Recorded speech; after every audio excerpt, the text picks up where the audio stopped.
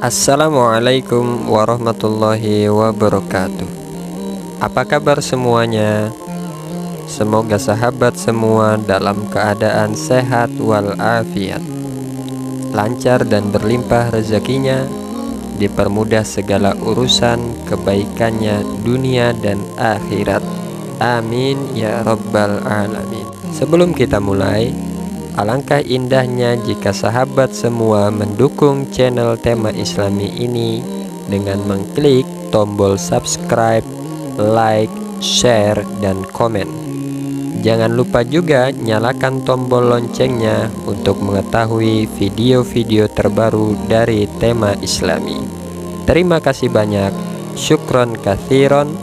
Jazakumullahu ahsanal jaza. Sahabat, bila di video yang lalu kita telah mengetahui beberapa pendapat dari para ulama terkait pertanyaan malaikat kepada Allah mengenai rencana Allah akan menciptakan makhluk baru yang akan dijadikan sebagai khalifah di bumi, yaitu manusia atau Nabi Adam. Kita juga telah mengetahui bahwa pertanyaan malaikat itu bukanlah suatu penentangan akan rencana Allah, bukan pula disebabkan karena kedengkian malaikat. Namun, malaikat bertanya semata-mata hanya untuk mengetahui hikmah apa yang ada di balik rencana tersebut. Tapi, tahukah sahabat bahwa ada satu makhluk yang sangat tidak suka akan rencana Allah tersebut? Makhluk itu benar-benar dengki dan merasa tersaingi oleh Nabiullah Adam dan keturunannya yang sengaja Allah ciptakan untuk menjadi khalifah di bumi. Ya, benar sekali, makhluk itu adalah iblis. Sesungguhnya iblis sangat tidak suka akan rencana Allah yang akan menciptakan dan menjadikan manusia sebagai khalifah di bumi. Iblis merasa bahwa yang lebih pantas untuk mendapatkan tugas yang luhur itu adalah dirinya. Ia merasa dirinya lah yang hebat dan lebih berhak mendapatkan kekhususan itu dibandingkan manusia. Rasa sombong iblis inilah yang tidak diketahui oleh para malaikat, namun sangat jelas bagi Allah, karena Allah Maha mengetahui segala yang zahir maupun yang batin, yang tampak ataupun tersembunyi. Sebagaimana firman-Nya, "Inni a'lamu ma la ta'lamun." Sesungguhnya aku, Allah, mengetahui apa yang tidak kamu, yakni para malaikat, ketahui. Lantas apa yang membuat iblis enggan untuk bersujud kepada Nabiullah Adam? Ibnu Jarir berkata dari Ibnu Abbas bahwasanya sebelumnya iblis termasuk dari golongan malaikat. Maksudnya di sini adalah iblis hidup bersama para malaikat. Iblis sendiri berasal dari jenis makhluk yang lain, yaitu dari golongan jin. Ia diciptakan dari api yang sangat panas, sementara para malaikat seluruhnya diciptakan dari cahaya, sementara manusia diciptakan dari tanah liat. Dan makhluk yang pertama kali tinggal di bumi adalah bangsa jin. Sayangnya, perilaku dan biat bangsa jin sangatlah tidak baik. Mereka gemar berbuat kerusakan di bumi, menumpahkan darah dan saling membunuh satu sama lain. Sampai pada puncak kerusakannya, bangsa jin di bumi membuat Allah murka. Lantas Allah Subhanahu wa ta'ala mengirim kepada mereka serombongan pasukan malaikat, di mana di tengah-tengah rombongan itu terdapat iblis. Dengan kemampuan yang iblis miliki, ia berhasil membunuh raja-raja jin yang durhaka dan sangat-sangat melampaui batas dalam berbuat kerusakan. Sementara jin-jin durhaka dan perusak lainnya lari tunggang langgang sampai masuk ke pulau-pulau terpencil yang ada di tengah lautan. Dan sebagian dari jin perusak itu lari ke puncak-puncak gunung. Iblis pun berhasil membuat bumi kembali tenang dan kondusif. Sayangnya, setelah melakukan semua itu, iblis terperdaya oleh dirinya sendiri, hingga ia berkata di dalam hatinya, "Aku telah melakukan sesuatu yang sangat hebat dan belum pernah dilakukan oleh siapapun." Iblis merasa sombong dan berjasa akan apa yang ia telah baru saja lakukan. Allah pun mengetahui apa yang ada di dalam hatinya itu, sementara para malaikat yang sedang bersamanya tidak mengetahuinya. Maka Allah menyuruh rombongan para malaikat tadi, tidak terkecuali iblis, untuk kembali menghadapnya. Lalu Allah mengutarakan rencana dan kehendaknya untuk menciptakan jenis makhluk baru, yaitu Nabiullah Adam dan keturunannya, yakni dari jenis manusia, yang kemudian akan diserahi tugas khusus sebagai khalifah di bumi. Maka bisa diartikan bahwa kata khalifah tersebut memiliki makna sebagai pengganti. Dalam makna ini berarti manusia menggantikan posisi dan tugas bangsa jin sebelumnya yang menjadi pemakmur bumi. Maka ketika Allah berfirman, "Sesungguhnya aku akan menjadikan seorang khalifah di muka bumi," lalu para malaikat menjawab, "Mengapa engkau hendak menjadikan khalifah di bumi itu orang yang akan membuat kerusakan padanya dan menumpahkan darah?" Artinya, menurut malaikat, sebagaimana yang bangsa jin lakukan sebelumnya, bukankah engkau, yakni Allah, mengirim kami, yakni para malaikat, ke golongan bangsa jin itu yang telah berbuat kerusakan itu, telah banyak membunuh sesamanya? Maka Allah Subhanahu wa Ta'ala berfirman, "Sesungguhnya aku mengetahui apa yang tidak kalian ketahui." Dalam tafsirnya, artinya adalah, sungguh aku, yakni Allah, mengetahui kesombongan yang ada di hati iblis yang tidak kalian ketahui, yang tidak malaikat ketahui. Kemudian Allah Subhanahu wa Ta'ala memerintahkan malaikat agar mengambil segenggam tanah liat dari bumi untuk penciptaan makhluk baru itu, yaitu Nabiullah Adam.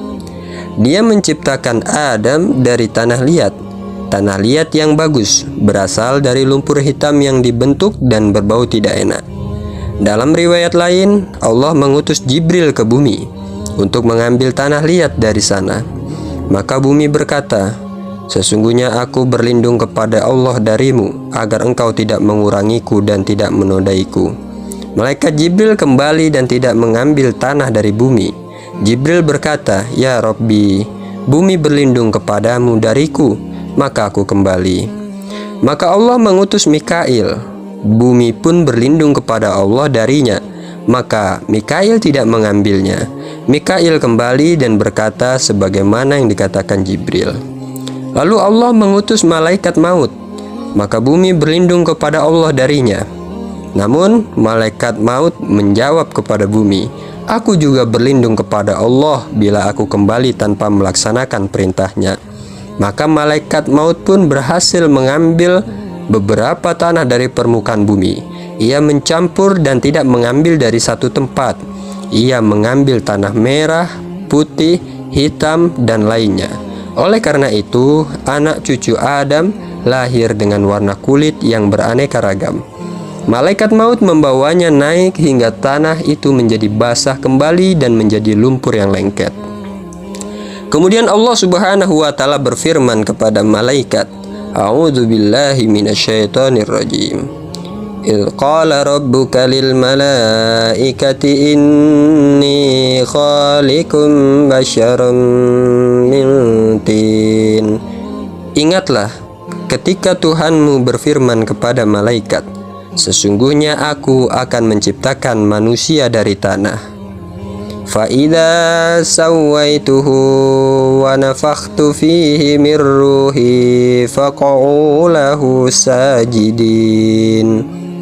Maka apabila telah kusempurnakan kejadiannya dan kutiupkan kepadanya ruh ciptaanku, maka hendaklah kalian tersungkur dengan bersujud kepadanya. Quran Surat Shad ayat 71-72. Allah Subhanahu wa Ta'ala menciptakan Adam dengan tangannya sendiri, lalu membiarkan jasadnya begitu saja selama 40 malam. Selama itu iblis selalu mendatangi dan memukul dengan kakinya hingga jasad Adam berbunyi. Kedengkian iblis kepada makhluk baru itu semakin menjadi-jadi, terlebih saat jasad itu akan segera ditiupkan ruh. Iblis berkata, "Kamu diciptakan untuk suatu perkara, yakni menjadi khalifah di bumi." Lalu iblis masuk ke dalam mulutnya dan keluar dari duburnya. Iblis berkata kepada malaikat, "Jangan kalian takut terhadapnya," yakni terhadap jasad Adam ini. "Sesungguhnya Rob kalian tidak membutuhkan makhluk seperti ini, sedangkan ia ini berongga."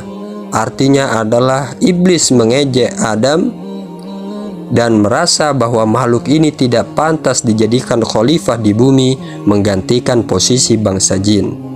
Iblis kemudian mengatakan, "Bila aku menguasainya, benar-benar aku akan menghancurkannya." Manakala sudah tiba masanya, Allah Subhanahu wa Ta'ala meniupkan ruh padanya. Lalu Allah berfirman kepada malaikat, "Bila aku meniupkan ruhku padanya, maka bersujudlah kalian kepadanya." Ketika Allah meniupkan ruhnya ke dalam jasadnya, tiupan itu datang dari arah kepalanya, dan tidak ada satu bagian pun dalam jasadnya yang dilalui ruh itu, melainkan menjadi daging dan darah. Setelah tiupan itu sampai ke pusar, ia melihat tubuhnya, kaget dengan apa yang ia lihat pada tubuhnya. Ia pun hendak berdiri tapi tidak kuasa. Dan itulah maksud dari firman Allah, "Dan adalah manusia bersifat tergesa-gesa, terburu-buru dan selalu tidak sabar ketika suka maupun duka." Ketika tiupan itu sudah sempurna dalam jasadnya, ia pun bersin. Lalu berkat ilham Allah Subhanahu wa Ta'ala, ia mengucapkan "Alhamdulillahi Rabbil Alamin." Lalu Allah berucap kepadanya, "Yarhamukallah ya Adam." Hiduplah makhluk baru ini, yaitu Nabiullah Adam, dengan sempurna. Lalu Allah Subhanahu wa Ta'ala berkata kepada para malaikat yang bersama iblis, "Sujudlah kalian kepada Adam." Maka para malaikat pun sujud semuanya kecuali iblis. Ia enggan karena dalam hatinya terdapat perasaan iri dan sombong, sampai ia berkata, "Aku tidak mau sujud kepadanya. Aku lebih baik daripada dia. Aku lebih tua dan lebih kuat daripada dia. Engkau ciptakan aku dari api, sementara dia engkau ciptakan dari tanah liat, dan api lebih kuat dari tanah liat."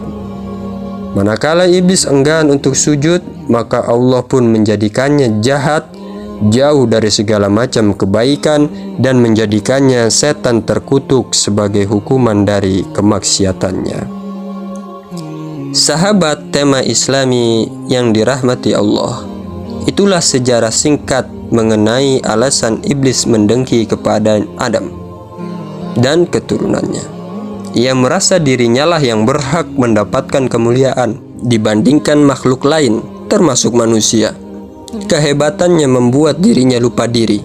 Dia tenggelam dalam kekeliruan yang fatal, merasa telah berjasa besar dalam satu tugas perintah Allah, hingga keakuannya membuat iblis menjadi makhluk yang jauh dari rahmat Allah. Demikianlah sejarah singkat yang bisa kami sampaikan pada kesempatan video kali ini. Mudah-mudahan bisa menjadi manfaat untuk kita semuanya, dan jangan lupa untuk dukung kami terus untuk menyajikan video-video yang bermanfaat, yang tentu saja insya Allah selaras dengan apa yang diajarkan oleh Allah dan Rasulnya dan para ulama. Silahkan like, komen, dan share konten tema Islami ini. Mudah-mudahan semakin banyak yang mendapatkan kebaikan. Assalamualaikum warahmatullahi wabarakatuh.